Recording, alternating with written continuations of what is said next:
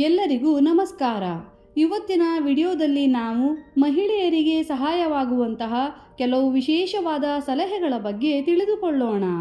ಮೊದಲನೆಯದಾಗಿ, ನಿಮ್ಮ ಕೂದಲು ಉದ್ದವಾಗಿ ಮತ್ತು ದಟ್ಟವಾಗಿ ಬೆಳೆಯಬೇಕಾದರೆ ಸೂರ್ಯಕಾಂತಿ ಮತ್ತು ಗುಂಬಳಕಾಯಿಯ ಬೀಜಗಳನ್ನು ನಿಯಮಿತವಾಗಿ ಸೇವಿಸಬೇಕು. ಎರಡನೆಯದಾಗಿ, ನೆನೆಸಿದ ಕಪ್ಪು ಕಡಲೆಯನ್ನು ಬೆಳಗಿನ ಹೊತ್ತು ತಿನ್ನುವುದರಿಂದ ಮಾಂಸಖಂಡಗಳಿಗೆ ಶಕ್ತಿ ಬರುತ್ತದೆ ಮತ್ತು ತೂಕ ಹೆಚ್ಚುವಲ್ಲಿ ಸಹಾಯವಾಗುತ್ತದೆ.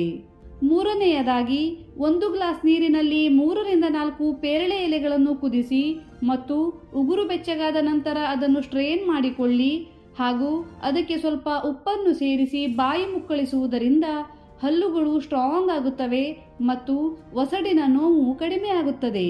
ನಾಲ್ಕನೆಯದಾಗಿ, ಮಹಿಳೆಯರು ಸದಾ ಯೌವನದಿಂದ ಇರಲು ಪ್ರತಿದಿನ ಬೆಳಿಗ್ಗೆ ಖಾಲಿ ಹೊಟ್ಟೆಯಲ್ಲಿ ಉಗುರು ಬೆಚ್ಚಗಿನ ನೀರನ್ನು ಕುಡಿಯಬೇಕು.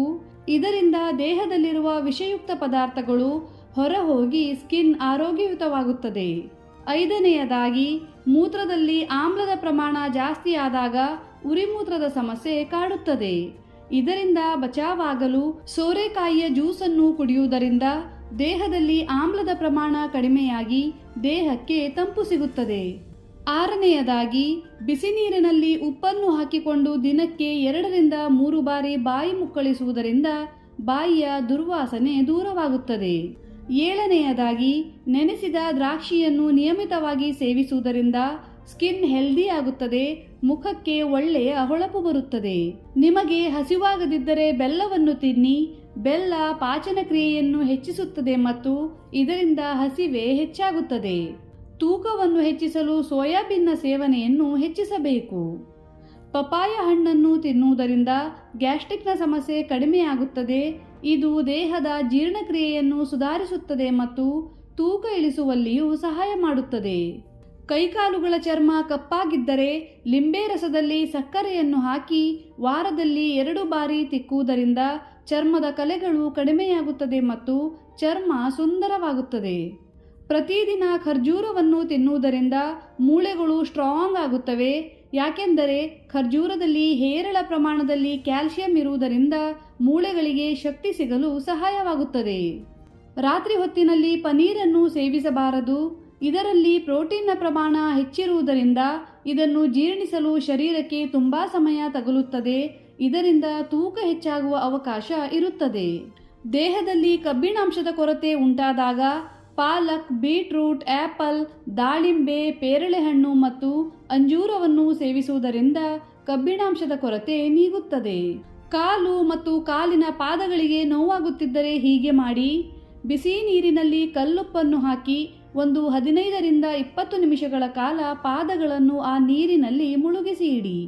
ಹೀಗೆ ಮಾಡುವುದರಿಂದ ಮಾಂಸಖಂಡಗಳಿಗೆ ಆರಾಮ ಸಿಗುತ್ತದೆ.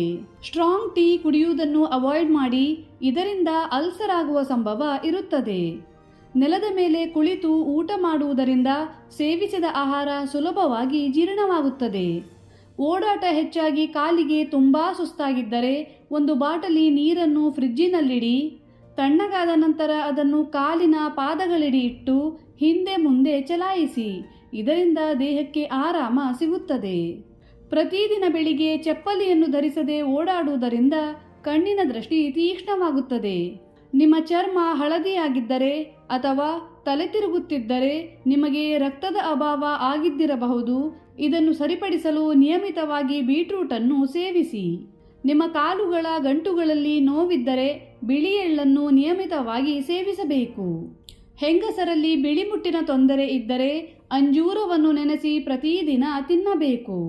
ರಾತ್ರಿ ಮಲಗುವ ಮೊದಲು 1 ಗ್ಲಾಸ್ ಹಾಲಿನಲ್ಲಿ ಪುಡಿ ಮಾಡಿದ ಕಲ್ಲು ಸಕ್ಕರೆ ಮತ್ತು ಸೋಂಪಿನ ಕಾಳಿನ ಪೌಡರನ್ನು ಸೇರಿಸಿ ಕುಡಿಯಬೇಕು. ಇದರಿಂದ ಕಣ್ಣಿನ ದೃಷ್ಟಿ ಎಂದಿಗೂ ಕಡಿಮೆಯಾಗುವುದಿಲ್ಲ. ಪ್ರತಿದಿನ 5 ನಿಮಿಷಗಳ ಕಾಲ ಮಸಾಜ್ ಮಾಡುವುದರಿಂದ ನಿಮ್ಮ ಮುಖದ ನೆರಿಗೆಗಳು ಕಡಿಮೆಯಾಗಿ ಚರ್ಮ ಟೈಟ್ ಆಗುತ್ತದೆ. ಕೂದಲು ಉದುರಿ ಎಲ್ಲೆಲ್ಲಿ ಬಾಲ್ಡ್ ಪ್ಯಾಚಸ್ ಆಗಿದೆ ಅಲ್ಲೆಲ್ಲ ಕೊತ್ತಂಬರಿ ಸೊಪ್ಪಿನ ರಸವನ್ನು 1 ತಿಂಗಳ ಕಾಲ ಹಚ್ಚಿ ಹೊಸ ಕೂದಲು ಹುಟ್ಟುತ್ತದೆ. ಕಲ್ಲಂಗಡಿ ಹಣ್ಣನ್ನು ತಿಂದು ಬೀಜವನ್ನು ಎಸೆಯಬೇಡಿ.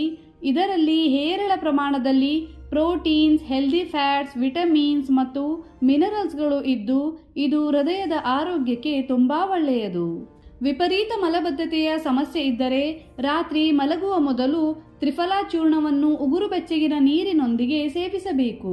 ಪಪಾಯ ಹಣ್ಣಿನ ಬೀಜಗಳನ್ನು ಸೇವಿಸುವುದರಿಂದ ಹೊಟ್ಟೆಯ ಹುಳಗಳು ನಾಶವಾಗುತ್ತವೆ ಮತ್ತು ಕರುಳಿನ ಆರೋಗ್ಯ ಉತ್ತಮವಾಗುತ್ತದೆ. ಕೈಗಳಿಗೆ ಖಾರ ಅಥವಾ ಮೆಣಸು ತಾಗಿ ಉರಿಯುತ್ತಿದ್ದರೆ ಆ ಜಾಗಕ್ಕೆ ಬೆಣ್ಣೆಯನ್ನು ಹಚ್ಚಬೇಕು.